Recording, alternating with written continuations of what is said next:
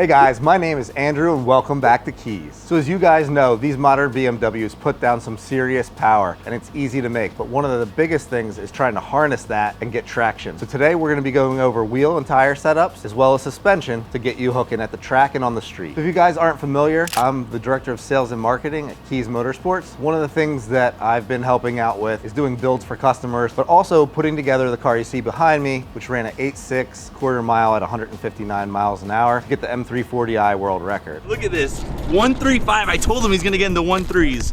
135, 868 at 159. Yes. Yo. Yeah, see that, bro? Is that a 6? That's a 6.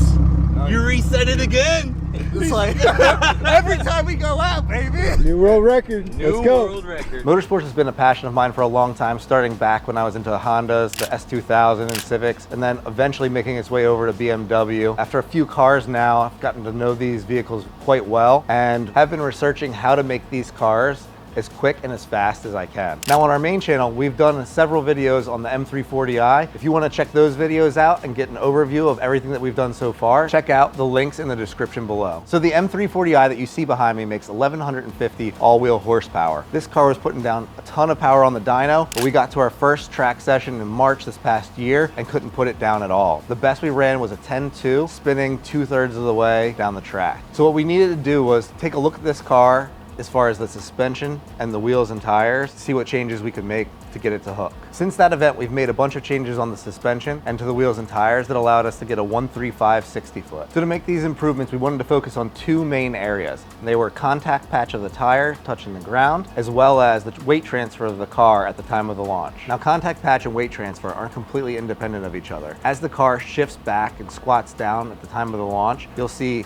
a change in the toe angle as well as the camber that reduces the amount of traction that you'll be able to get when your car needs it the most. So while there are some adjustments that you can make to the front suspension that can help you launch and prevent you from doing a wheelie, there's a much smaller impact from that compared to the rear. So that's what we're going to be focusing on today. Two of the things I'd recommend doing are the shocks and adjustable control arms, as they'll allow you to adjust the tire position and the contact patch, as well as help out with the weight transfer. Some other things you can do to improve your launch outside of gaining traction from the suspension is decreasing the amount of play in the driveline. So in order to do that, I would look into, for all-wheel drive cars, transfer case, bushing inserts, or a replacement that will be solid in nature or a higher diameter, like a stiffer bushing, as well as differential brace or solid differential bushings. So one of the things that we did on my car to improve the launch was adding double adjustable drag shocks from Vader Solutions. They allow us to not only adjust how much the car and how rapidly the car takes load, but also how quickly it springs back up once the weight is reduced on that. That allows us to get a better launch regardless of whether we increase or decrease the weight of the car with upcoming improvement. Next, we did basically the full rear SPL control arm setup on the car. We did the solid SPL differential bushings and the EOS Evolution of Speed differential brace. Now for the wheels and tires, we went down from an 18-inch wheel to a 17-inch wheel running the same width tire. One of the big things with these cars and having X-Drive is needing to be within roughly 1% front to rear diameter so that we don't damage the transfer case. So with this tire and wheel setup, we used VFC forged wheels, monoblocks in the front and bead locks in the rear. Additionally, we used Hoosier DR2 drag radials to get a better compound and more surface area touching the ground as well. Those items are some of the bigger factors in improving our traction since the last time we went out. If you want to see more of this build, visit our site at keys.com, where you can see each one of the products that we put on the car for everything from aesthetics